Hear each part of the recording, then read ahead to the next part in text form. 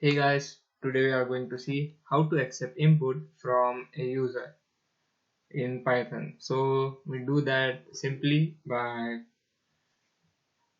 using the input function. So it is input and the message that you want to display.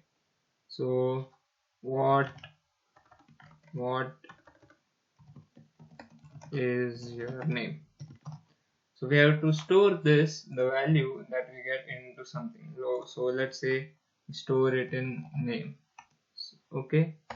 So whatever we input will be stored in name, and let's say we want to print that like my name is, and then add name.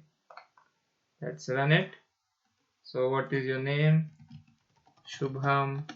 My name is Shubham, and a space here.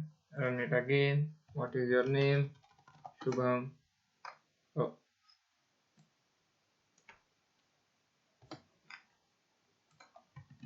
Shubham, and my name is Shubham. So that is how you accept input in Python.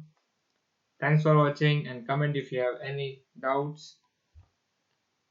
Do comment, subscribe for more such videos.